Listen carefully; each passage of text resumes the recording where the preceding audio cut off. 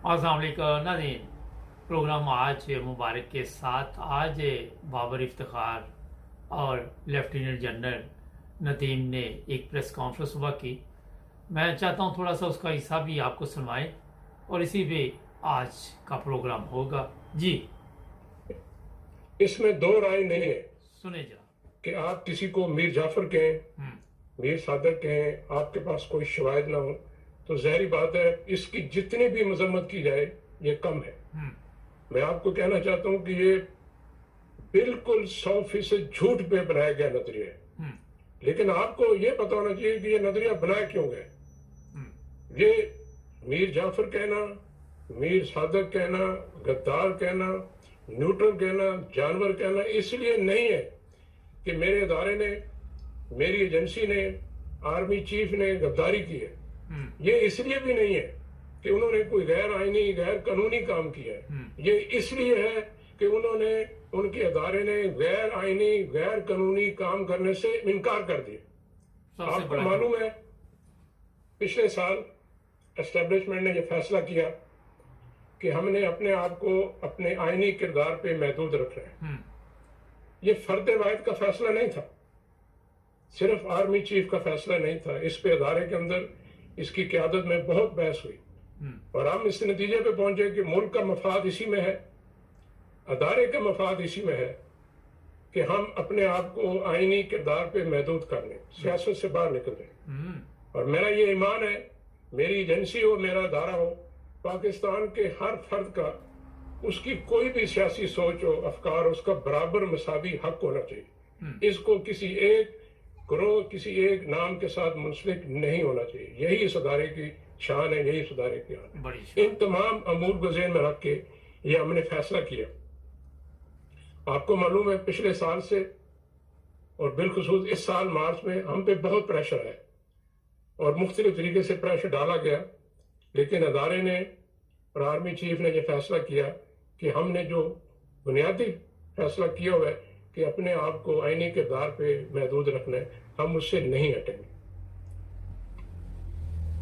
मैं ये भी आपको बता दूं, जनरल बाजवा साहब चाहते तो अपने आखिरी 6-7 महीने बहुत सहूलत से गुजार सकते थे। वो ये फैसला न करते, अपनी जात को मुकद्दम रखते, आराम से नवंबर में अगले महीने रिटायर होकर चले जाते। ना किसी ने तनकीद करनी थी, ना इतनी कलाजत बोलनी। लेकिन उन्होंने फैसला मुल्क के हक में किया, वो फैसला किया जो अदारे के हक में है। उन्होंने इसके लिए अपनी जात भी कुर्बान की।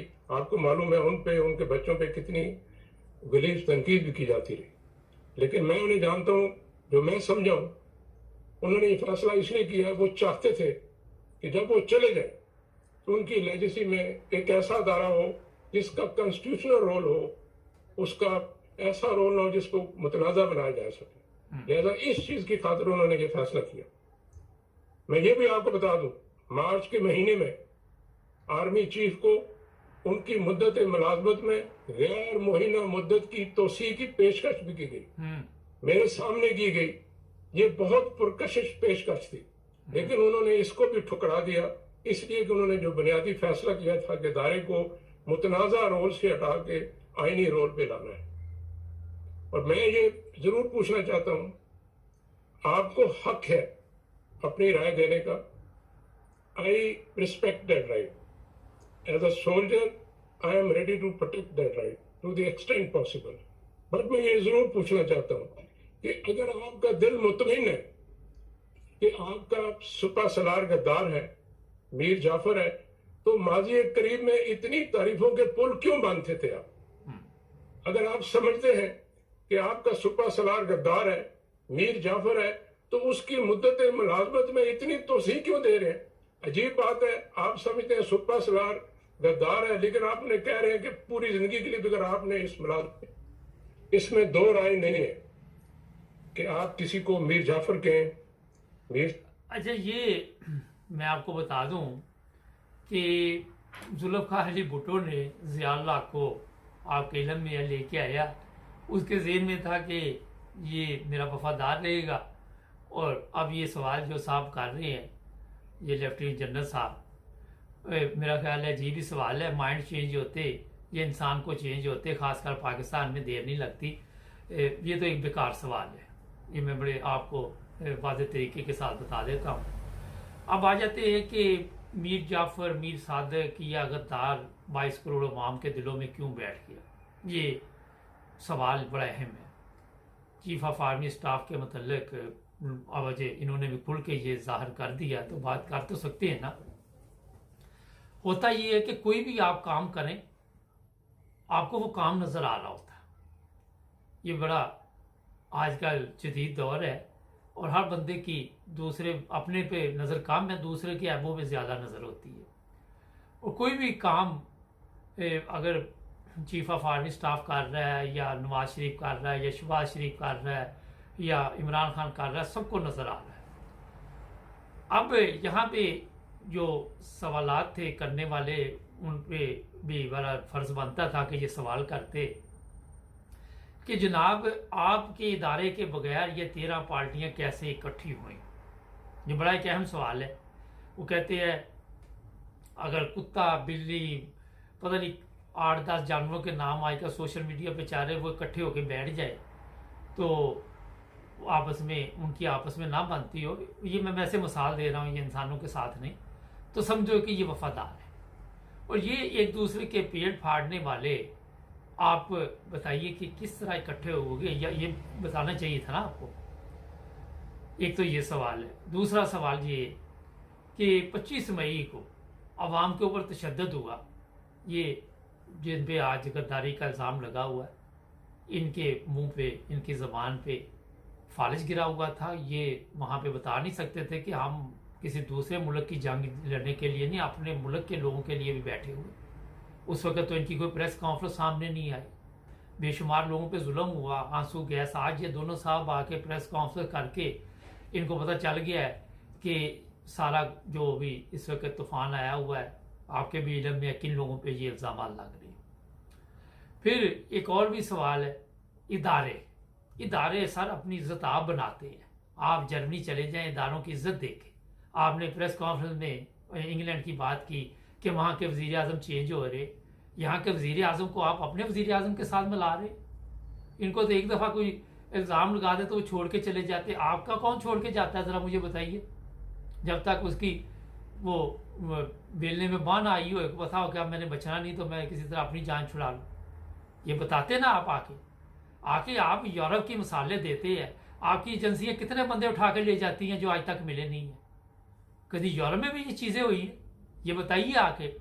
MQM वाले जो बैठे हुए हैं साथ, वो भी ये राज उठाते हैं कि हमारे बंदे उठा लिए गए। ये सवालात वो हैं जिनके आपके पास जवाबात नहीं। कौन तशद्दुद करता है लोगों के ऊपर, एजेंसियां कहाँ से आती, एयरपोर्ट से बंदे उठा लिए जाते हैं और फिर गायब कर दिए जाते हैं, उन पर तशद्दुद किया जाता है। किस मुल्क में यहाँ का कानून है, मुझे बताइए। किस मुल्क का कानून ये कहता है अगर किसी ने कोई गलत काम किया तो उसको अदालत में लेके जाए। आप कौन से आइन की, कौन से अदारे की बात कर रहे हैं। आपके इदारों ने ये पाकिस्तान की जो हालत कर दी, आप भीख मांग रहे हैं सारे। ये नहीं कि वजीर आजम भीख मांग रहा है, चीफ ऑफ आर्मी स्टाफ भी भीख मांगने के लिए जाता है। ये इदारों की इज्जत आपने दी है।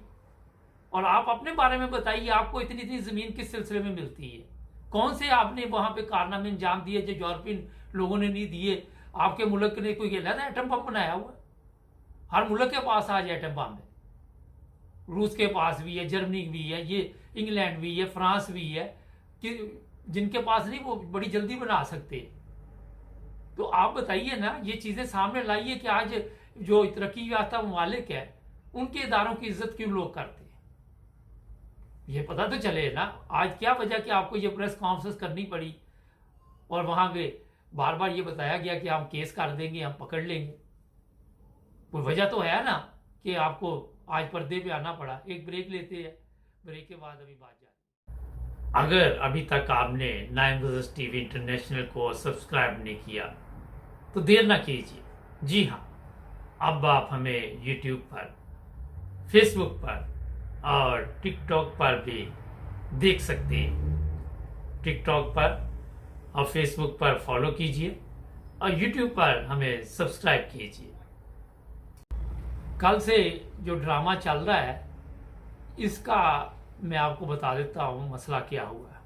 मसला ये हुआ कि ऐसे नाम सामने आने वाले हैं, ये लाएंगे नहीं, लेकिन शायद कोई कुदरत की तरफ से ऐसा सिस्टम बन जाए। जिन लोगों को इन्होंने भेजा है वो इसलिए नहीं भेजा कि वो जाके अरशद शरीफ की इंक्वायरी करे, इनके लिए जितने मर्जी लोग मर जाए कोई फ़र्क नहीं इनको पड़ता। ये बता रहे हैं कि 22 करोड़ अवाम के हम बड़े हमदर्द है, क्योंकि आज 22 करोड़ अवाम इनसे नफरत करना शुरू कर गई है। आज 22 करोड़ अवाम के दिलों से ये लोग उतरते जा रहे हैं और दिन ब दिन ये इस नफरत में इजाफा हो रहा है। ये चीज़ें पहले सोचनी चाहिए थी। जो 4 दफ़ा मार्शल लगा उस वक्त के जो लोग थे उन्हें भी ये चीज़ें सोचनी चाहिए थी। जब आप नवाज शरीफ अगर आपको गालियां दे तो उसे आप कुछ ना कहें। अगर आपसे ख्वाजा आसद सवालात पूछे कि कौन सी जंग जीती है तो आप वहां पे प्रेस कॉन्फ्रेंस करनी चाहिए थी, आके बताते उनको। जब लोहे के चने चुबाने की बातें की जाए तो वहां आके प्रेस कॉन्फ्रेंस करनी थी।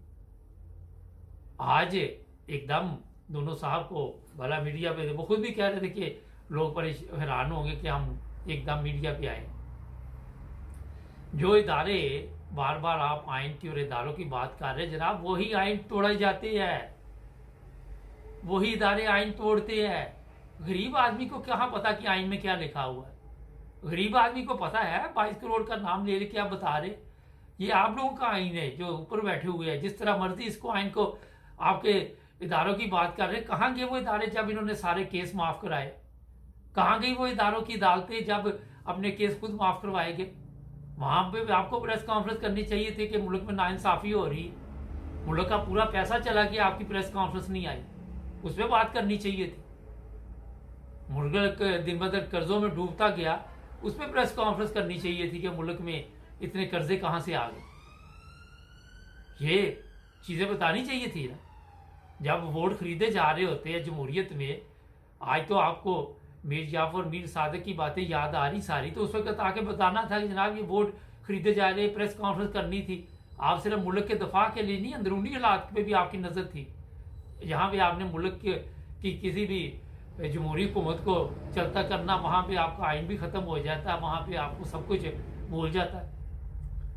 ये बड़े सवालात है जो सामने बैठे सहाफी वो नहीं कर सके, क्योंकि वो ज़ाहिर एक बड़ा वैसे मुझे भी हंसी आई कि हम में से कौन लिफाफा सहाफी या कौन दूसरा, और जो पूछ रहा है पता नहीं, वो मुझे नहीं पता वो कौन सा है, पता सबको ही है, मगर मैं कोई बात नहीं करनी चाहता किसी के मतलब। ये ऐसे सवालात है जनाब लेफ्टिनेंट जनरल साहब कि आपके पास इसके जवाब नहीं है। इमरान खान को आप लेके आए, इमरान खान को आपने चलता किया, इस हुकूमत को आप लेके आए, इन पे इतने मुकदमात थे। ये जमहूरियत है? कौन सी जमहूरियत की आप बात करते हैं? पाकिस्तान इसको जमहूरियत कहते हैं कि बोर्ड खरीदे जाए? कराची से बक्से भर के मुल्तान आए और बोर्ड खरीदे जाए, लोगों को दिए जाए पैसे। सिंध हाउस में बोर्ड खरीदे, ये जमहूरियत है? शर्म आनी चाहिए इस जमहूरियत को, जिसने मुल्क का बेड़ा गर्क कर दिया, जिसने आज मुल्क की 2 टके की इज्जत नहीं छोड़ी। आगे वहां पे प्रेस कॉन्फ्रेंस चेहरे बता रहे थे आपके उतरे हुए, कोई चेहरे पे रौनक नजर नहीं आ रही थी। ऐसे मर जाए हुए चेहरे के साथ मेरा ख्याल है कि लोगों को महसूस हो गया होगा। बनाइए मुकदमा लोगों के ऊपर, पकड़े सोशल मीडिया पे, जिस काम के लिए असल में ये बताने आए ये लोग आए थे, ये धमकी देने आए थे। बहरहाल मैं जो ये प्रेस कॉन्फ्रेंस की गई, इसमें चीफ ऑफ आर्मी स्टाफ चाहता तो 6 माह पहले चला जाता, अभी चला जाता। 6 माह बाद भी तो जलालत लेके जा रहा है ना। अब क्या पिछपले रह गया? जब लोगों ने एक, आप इंग्लैंड की बात करें, यहाँ किसी को नापसंद करें, इतने बड़े इल्जाम लगे तो वो तो खुद ही छोड़ के चला जाता है। इसने कहा इदारे की साख मजबूत रहे, बड़ी मजबूत है जी, बड़ी जबरदस्त चल रही है जी। हम चाहते तो वो पाकिस्तान छोड़ के नहीं जा सकते, तो आपका तो अगर चाहते तो ना जाने देते हुए पाकिस्तान छोड़ के। उनको धमकियां आती रही, आप जी ये कर ले वो कर ले। किसी तीसरे बंदे को क्या जरूरत है धमकी देने की? मरियम नवाज इतनी दफा आपके खिलाफ बोली, कभी आपने बात तो नहीं की। ये आसद जरदारी ने उस वक्त तो प्रेस कॉन्फ्रेंस नहीं हुई। ये सब चीजें बेशुमार सवालात आपसे पूछती हैं सर। आपको अपने इदारे की इज्जत कायम करनी होगी और उसके लिए सबसे पहले पाकिस्तान के अंदरूनी हालात ठीक करने के। आइन आइन कानून दो चीज़ें लोगों को बता के आइनी इदारा कोई मुझे बताए पाक साफ हो जिस पे इल्ज़ाम ना हो, एक ही बता दे, कोई एक बंदे का नाम बता दे। नहीं मिलेगा।